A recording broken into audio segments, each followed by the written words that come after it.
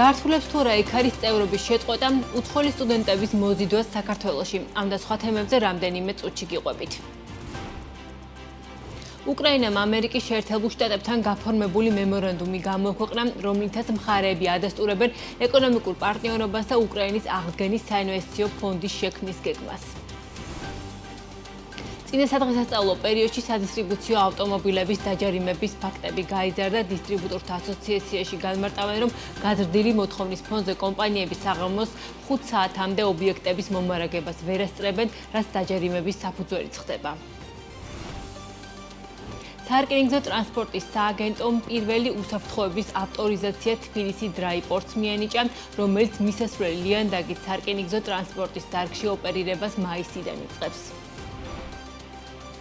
ქართული თაფლისთვის ჩინეთის ბაზარი იხსნება, ფრინველის ხორცის ექსპორტზე კი მოლაპარაკებები გრძელდება. საქართველოში ფსტის იმპორტი 626%-ით გაიზარდა, შარშან ქვეყანამ 24.400.000 დოლარის 4.289 ტონა ფსტა იყიდა.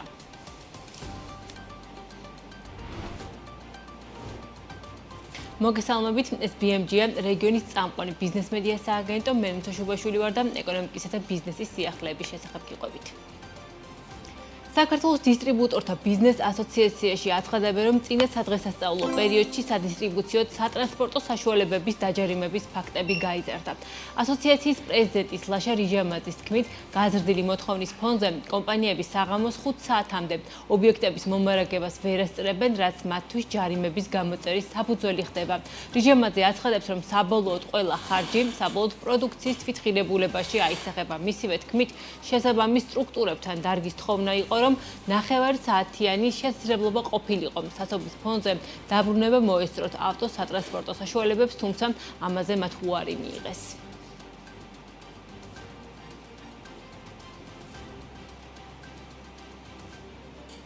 საქართველოს მიკროსაფინანსო სექტორი საერთაშორისო ინვესტორებისთვის საინტერესო რჩება.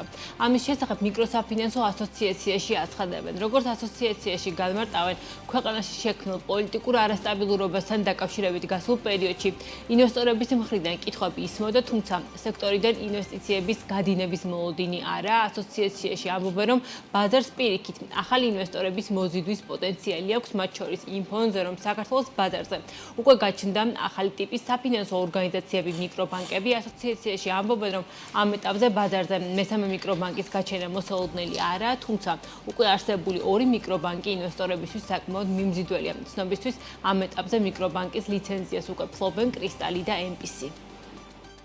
იყო გარკვეული, ასე ვთქვათ, დამატებითი კითხვები, რაც იმ ინვესტორებისგან, რომელთანაც ჩვენ წლებია უკვე თანამშრომლობთ, იყო გარკვეული კითხვის ნიშნები ზოგადად პოლიტიკურ ვითარებასთან და ასე ვთქვათ, მაკროეკონომიკურ სიტუაციასთან დაკავშირებით ქვეყნის, თუმცა ეხლა უკვე ამ ეტაპზე შეგვიძლია ვთქვათ, რომ ეს დამატებითი კითხვები მინელდა და მიწყნარდა და პრინციპში არ ველოდებით იმას, რომ ან რომელიმე ინვესტორი გავა ჩვენი ბაზრიდან, პირიქით ველოდებით, რომ ახალი ინვესტორების მოზიდვის შესაძლებლობა გვექნება იმ ახალი შესაძლებლობებით, რაც სექტორს აქვს და დიდი იმედს ვიტოვებთ, რომ ასეც იქნებოდა წელს ჩვენ მოვახერხებთ უკვე უფრო გაზრდილი, ასე ვთქვათ, მოცულობით მოვიზიდოთ საერთაშორისო სახსრები.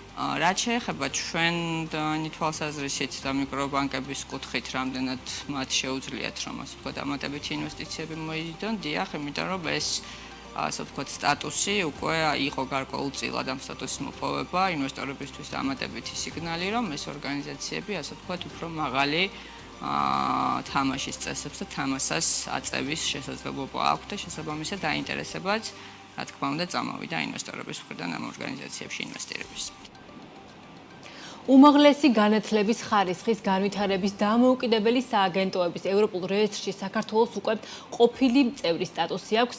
ეგ არის წევრობა კი აქამდე ნიშნავდა იმას, რომ საქართველოში მიღებული უმაღლესი განათლების დიპლომი აღიარებული იყო ევროპის უმაღლესი განათლების სივრცეში.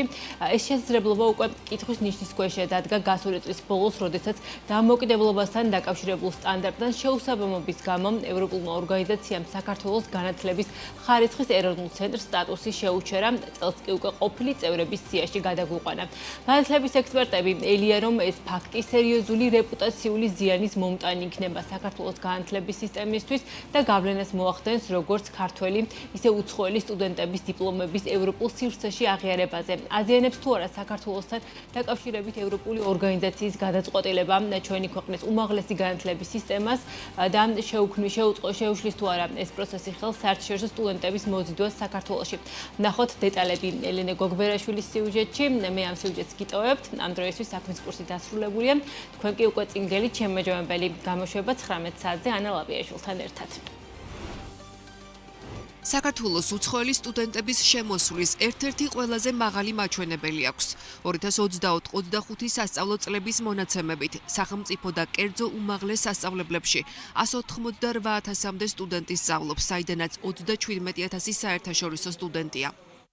უცხოელ სტუდენტებს შორის ინდოელები ჭარბობენ, თუმცა მნიშვნელოვანი ზრდა ფიქსირდება ახლო აღმოსავლეთის ქვეყნებიდანაც, მათ შორის იორდანიიდან და ისრაელიდან. უცხოელი სტუდენტების უმრავლესობა საქართველოში სამედიცინო განათლების მისაღებად ჩამოდის.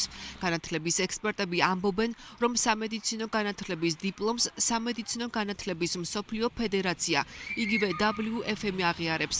უმაღლესი განათლების ხარისხის განვითარების დამოუკიდებელი სააგენტოების ევროპულ რეესტრში საქართველოს წევრობის დაკარგვას პირდაპირ არა, თუმცა ირიბი გავლენა ამ ორგანიზაციის წევრობაზე სავარაუდოდ ექნება. რეპუტაციული ზიანი, რომელიც ჩვენ შეიძლება მოგვადგეს ეკარის წევრობის, ეკარის რეესტრიდან ამოღებით და ენქას წევრობის შეჩერებით, თავისთავად გავლენას მსოფლიო სამედიცინო განათლების მიმართულებაზეც მოახდენს და ამ თვალსაზრისით სხვა რისკ ფაქტორებიც გვაქვს. იგივე რისკ ფაქტორებია, რომ კი ვართ აღიარებული ამ სამედიცინო განათლების მიმართულებით, თუმცა შეს შემთხვევაში ეს სალიცენზიო გამოცდებზე შედეგები მთლად დამაკმაყოფილებელი არ არის. ერთის მხრივ რეპუტაციული ზიანი და სანდოობა, რომელიც ეკარისა და ენქას გაწევრიანებას უკავშირდება, მეორეს მხრივ ლიცენზირებაში ნაჩვენებით ცუდი შედეგები, შეიძლება იმდენად დიდი ზიანის მომტანი იყოს, რომ დღეს მიღებულმა შემოსავალმა ვერ გადაფაროს ის ზიანი, რომელიც ჩვენ უმაღლეს განათლებას შეიძლება მიადგეს. განათლების ექსპერტების მეორე ნაწილი პირდაპირ ამბობს, რომ ევროპული ორგანიზაციის წევრობის დაკარგვა საშუალო ვადიან პერსპექტივაში აუცილებლად მოახდენს გავლენას საქართველოში უცხოელი სტუდენტების მოზიდვაზე. ქეთი ცოტნიაშვილის თქმით, WFM და ეკარის სტანდარტები არ განსხვავდება ერთმანეთისგან. ამიტომ კითხვის ნიშნის ქვეშ დგას, რა შედეგს მიიღებს საქართველოს შემდეგი შეფასებისას. ეს პროცესი მოახდენს გავლენას, შეიძლება ეს არ იყოს დღეს, მაგრამ აუცილებლად შეამცირებს ამ რაოდენობას, იმიტომ რომ მას შემდეგ რაც ეს სტუდენტები დაასრულებენ აქ სწავლას და მიხვდებიან, რომ აღიარებასთან დაკავშირებით ექნება დამატებითი პრობლემები, მე ვიგემებთ ამის შედეგებს, იმიტომ რომ ისევ, როდესაც სანდოობა არის დაბალი, ხშირ შემთხვევაში ეს სანდოობა კიდევ უფრო მეტად დაბალი არის კერძო უნივერსიტეტების მიმართ, სადაც საკმაოდ დიდია საერთაშორისო სტუდენტების რაოდენობა. მიუხედავად იმისა, რომ ბევრი სტუდენტი არის სამედიცინო მიმართულებით საქართველოში ჩამოსული და ჩვენ ვართ ჯერ კიდევ WFM-ის წევრები, WFM-ის შემდეგი შეფასების დროს რა შედეგი დადგება და როგორ განვითარდება ეს მოვლენები, ეს ისევ კითხვის ნიშნის ქვეშ დგას, იმიტომ რომ ის სტანდარტები, რაც დაირღვა ეკარის შემთხვევაში, არის ზუსტად მსგავსი WFM-ის შემთხვევაში, რაც ასევე მოითხოვს იმას, რომ ხარისხის შეფასების პროცედურა უნდა იყოს გამჭვირვალე და ობიექტური და გადაწყვეტილების მიღებაც უნდა იყოს დაფუძნებული მტკიცებულებებზე და არა სხვადასხვა კერძო თუ პოლიტიკურ გავლენებზე და პრეფერენციებზე. უცხოელი სტუდენტები საქართველოს ეკონომიკისთვის მნიშვნელოვან დოვლადს ქმნიან. კალტენტაგარდის შეფასებით მათ საქართველოში გასულ წელს სავარაუდოდ 800 მილიონ ლარზე მეტი დახარჯეს. თუ საქართველოში მიღებული უმაღლესი განათლების დიპლომების აღიარებასთან დაკავშირებით პრობლემები შეიქმნება, საქართველოს უნივერსიტეტის რექტორი შიშობს, რომ უცხოელი სტუდენტების საქართველოში მოზიდვა გართულდება.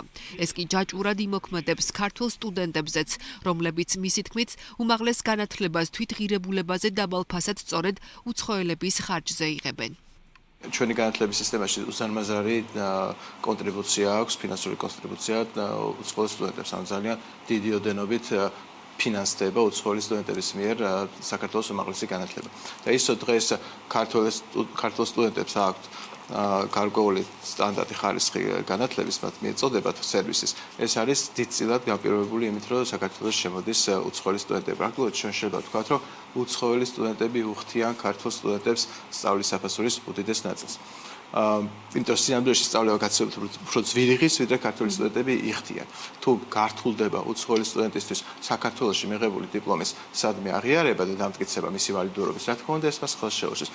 რა კეთდება დაკარგული სტატუსის აღსადგენად და ევროპული ორგანიზაციის წევრობის დაკარგვით მოსალოდნელი შედეგების პრევენციისთვის, ამაზე განათლების ხარისხის ეროვნული ცენტრი და თავად სამინისტრო ჯერ მკაფიოდ არსაუბრობს. ცოტა ხნის წინ ჩვენთვის გამოგზავნილი ინფორმაციიდან ცნობილი გახდა, რომ ქართული მხარე ევროპული ორგანიზაციიდან გადაწყვეტილებაში მითითებულ რეკომენდაციებთან დაკავშირებით ფოკუსირებული შეფასების განხორციელებას ითხოვს. რაც შეეხება საქართველოში მიღებული სამედიცინო განათლების აღიარებას, განათლების ხარისხის ეროვნულ ცენტრში ამბობენ, რომ სამედიცინო განათლების მსოფლიო ფედერაციის წევრობის მიმართულებით არაფერი შეცვლა და ამ ორგანიზაციის აღიარებას დღემდე ფლობენ.